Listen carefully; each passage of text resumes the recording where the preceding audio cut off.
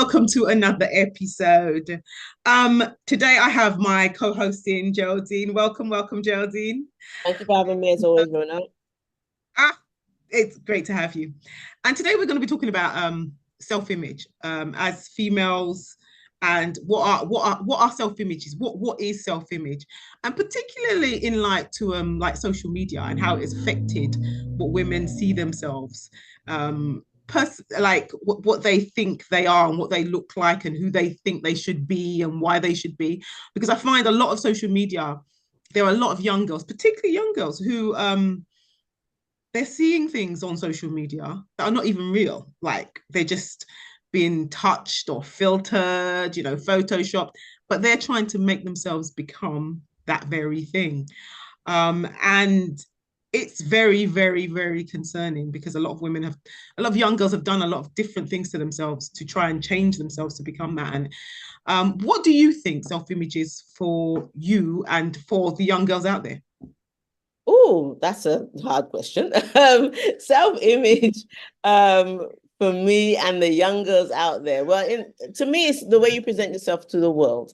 What you would want, how you want the world to see you. In regards to that, I agree with you 100% in saying that social media has had an influence on the way a lot of women do see themselves, especially young females. You mentioned something about how females tend to these days see these retouched images of women online, which are not real. However, they then want to become to make themselves look like these images that are not real.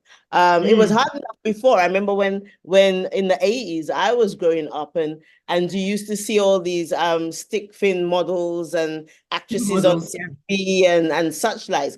But at least these were, I don't know. Now you hear the stories of how a lot of people were able to maintain these figures and to maintain their shapes. And not all of the stories are good ones, but they were real people.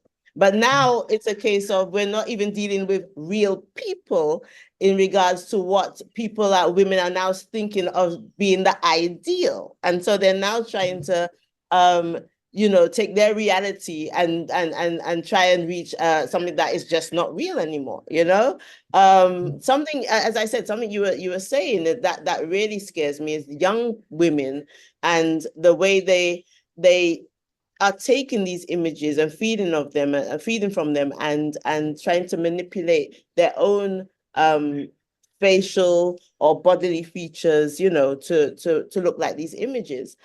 Even in saying that, I find that they're even using the technology because a lot of them know that a lot of these images are manipulated, and they're using the technology themselves to manipulate images of themselves. And it's now a case of how they present themselves online is what they want to look like, because they sometimes now even manipulating their own images, putting those out there, but now in reality they're now saying, okay, that is how I really want to look. So then they're going forth at younger ages and asking for things, cosmetic surgeries and things like that, injections, doing all kind of things that young people never would have even thought of doing back in the day, to try and reach an ideal, which is not really an ideal because it's not a reality, and it's very, very sad because you hear also of a lot of stories of a lot of these things going wrong. And at such an early age, when these things do go wrong, it's near impossible to go back and wipe your canvas clean and start again, So You mentioned yeah, you mentioned a lot of young people are now getting involved in plastic surgery, which is really, really strange because I remember when I was growing up, it was older yeah, women and it was either right, people having their breasts done or they're having facelifts, but it was a lot older women. Now yeah, you've got people like the Kardashians, the youngest Kardashian girl who's yeah, had so much plastic surgery so done, much. and I don't even think she's 30. I don't think Oh, she's no, 5 years. So yeah, it's taken a complete different form. yeah, And I think that in itself is very, very scary. very much Very so. scary. Very Hmm. scary, I think. And I think that it now leads a lot of young people afraid to be who they are, they're not willing to be who they are because they're so much, oh, I've got to be like this. I have to look like this. I have to present myself like this. And it's like, well, the person that you are and the person that you are on the inside is insignificant. And that almost becomes the norm. And that in itself, I think, very, very, very scary. Very much so, very much so. And then another thing that strikes me with these young ages is when you are in your 20s, your features haven't even fully formed yet. Your face, Absolutely.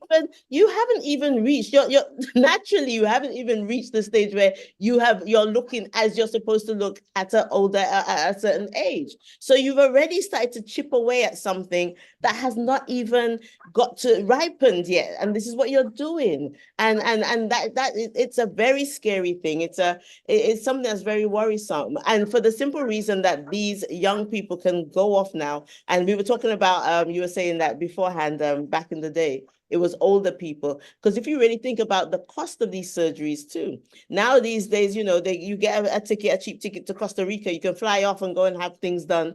And it's cheap surgeries that a lot of these young people are going for. And then they're coming back and there's problems with them, And it's like it's playing so much on the mind that this is something they have to do. They're willing to take the risk, and it's a bit of a troublesome stage that we're at right now in regards to this, in my opinion. I also think now with the induction of AI, it can only get worse. Very much. It can only get worse because you can manipulate so many things just from your own home on a computer now with AI. So it can only get worse and only be completely unrealistic. People are literally living unrealistic values. That doesn't happen. It's not real, And I think everything has changed so much, particularly since COVID. Everything has changed so much, and people are all online now and doing everything online now. So people are relying on that to keep them, to put themselves out there into the world, and we're not really reaching the people that are there. Yeah, and it worries me as well in regards to where people's mental health is as well. If you're using, and you mentioned the AI thing, if you're using AI and you're showing the world this is who you are, and you're manipulating the image as well, imagine when that same person now has to go and meet these people face to face and such likes. How does that make you feel mentally? To me, that is even saying of things where people want to be more in their own space because they don't want even the world to see the real them anymore anyway. And this must be just so overbearing and repressing on them, Absolutely. I mean, I was a young girl growing up in the 1980s and 90s. I'm going to be honest with you, I wouldn't want to be growing up as a teenage kid in 2024. So. No. It's not a nice time to be growing up. There's too much pressure. And sometimes the pressure comes from within on yourself to fit in and to be doing what everybody else is doing. I mean, as much as I think social media has created a lot of openings for people, platforms for people to be able to express themselves, it's also created platforms for people to be able to lie to the world about themselves and try to fit in with the world. That's right. And it can be very dangerous for a lot of people. And as you said, mental health is something that is definitely being affected. Definitely being affected through the whole social media process. And that's a big concern, massive concern. Yeah. And I agree with you 100% on the whole. I wouldn't want to be a teenager now either, because even it's a case of judging yourself for judging yourself based on a fake reality. Everybody else is out there looking wonderful with so many friends, doing so many things, and that's not the case at all. They're most probably still in a room just like you, sitting there, but they're just creating these worlds, and you're looking at them and seeing them as real. It's a dire situation. Yeah.